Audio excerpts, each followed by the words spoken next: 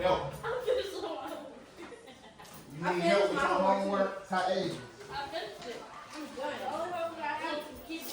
Anybody need help? Well, it depends on the age group. Most kids start coming in around 4.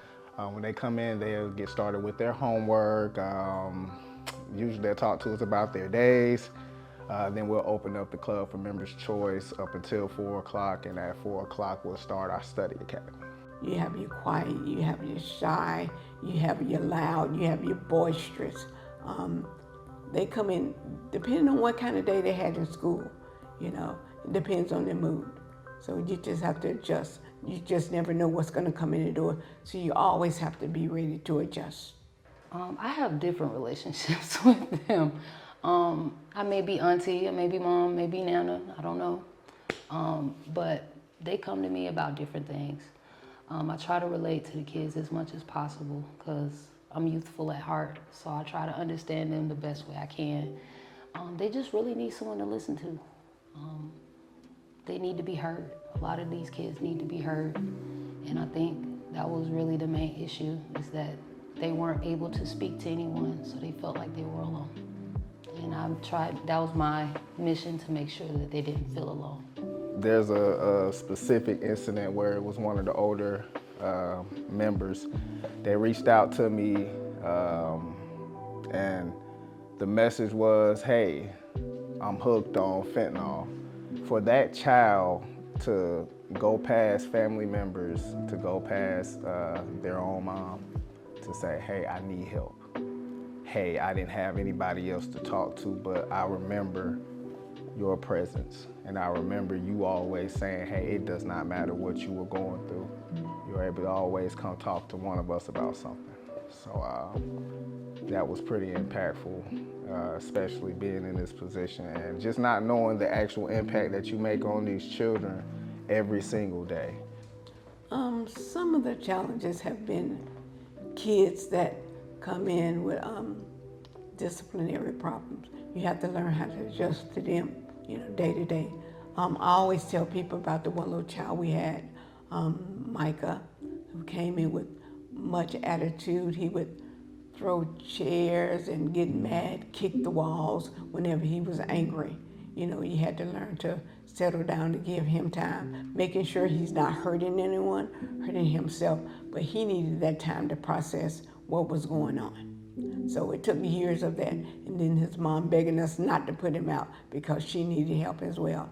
He would get outside counseling, therapy, but also love and therapy with us and understanding. And over the years, it has turned around. He has now become our go-to junior staff. We strive every day to create a culture that just speaks to the kids. This culture has been, groomed, shaped, molded into, a nurturing facility, not only for kids to grow in, but to mature and to, become better citizens when they get older. The enrichment programs that we offer to give them the tools to say, I don't have to live this lifestyle that society has placed on me. I know I could be a good person, and just offering that help to them. We're a family. We stay in contact with each other, staff and member alike. Whether we come or go, we always make sure that we're doing okay in life.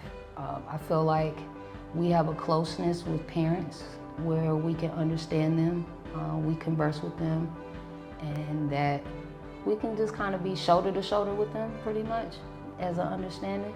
So I just see us as a really big family, and I don't think any other after school program has that. This environment has been ironed and sharpened, not only by myself, but those before me who looked to create a very, very different experience for these kids to grow in. Just looking at myself when I was 16 and I was going here, and to look at the culture, what it was then to what it is now, it has only elevated. And those tools that have caused me to elevate have caused other members like Trent, Yasmin, those who've come after me to become workers, to say, hey, this was possible because I also believed in what I was buying into, or my parents was buying into rather. I enjoy it. This is my life. I really invest in them. They're invested in me as well. They need to see a familiar face every day, not changing staff. And so this is something I have always enjoyed, something that I always wanted to do. Come by, come see what it is that you are buying into. A lot of donors come out and say, well, I would like to give money to the center for this.